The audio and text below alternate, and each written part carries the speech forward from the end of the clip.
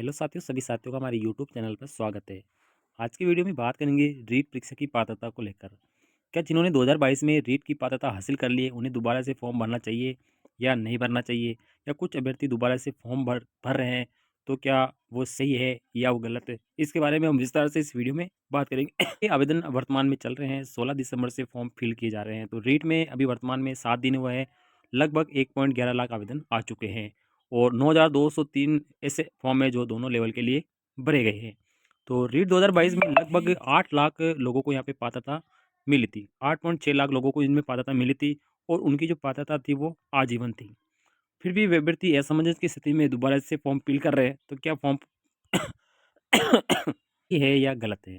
तो मैं आपको बताना चाहूँगा कि जब 2022 में जो पात्रता मिली थी, वो 2022 में जब पात्रता के लिए नोटिफ़िकेशन जारी हुआ था, उसमें एग्ज़ाम हुआ था, उसके बाद में पात्रता मिली थी कई सारे अभ्यर्थियों को, तो उसकी जो पात्रता है वो आजीवन रखी गई थी।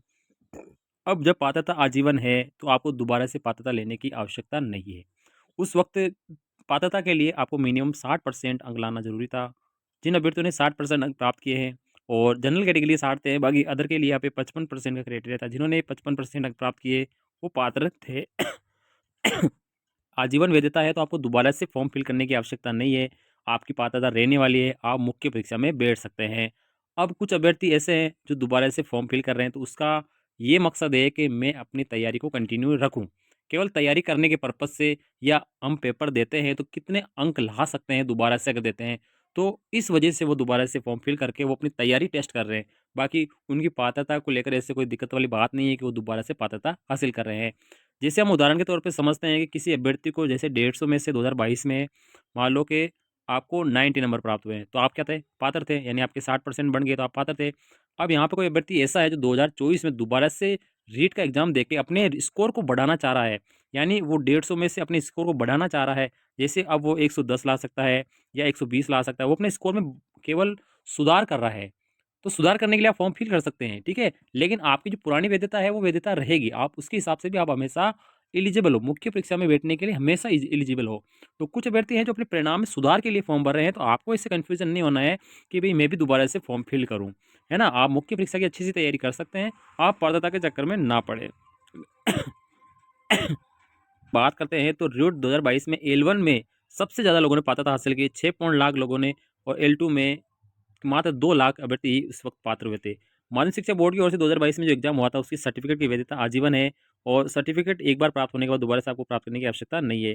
तो पिछली बार रीट 2022 का जो रिज़ल्ट है, वो 23 और 24 जुलाई को इस परीक्षा का आयोजन किया गया था। इसका रिज़ल्ट है, वो 30 सितंबर 2022 को जारी किया गया था और लेवल 1 एग्ज़ाम में लगभग 3.20 लाख अभ्यर्थियों ने एग्ज़ाम दिया था।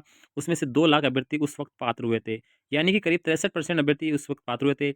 इसी तरह लेवल 2 में 11.55 लाख अभ्यर्थी इसमें बैठे थे और 6 लाख अभ्यर्थी इसमें पात्र हुए थे, यानी करीब 52% अभ्यर्थी इसमें पास हुए थे। तो यहाँ पर थोड़ा-सा देखो डिसमैच लिखा हुआ था, आप थोड़ा-सा कन्फ्यूज़न ना हो।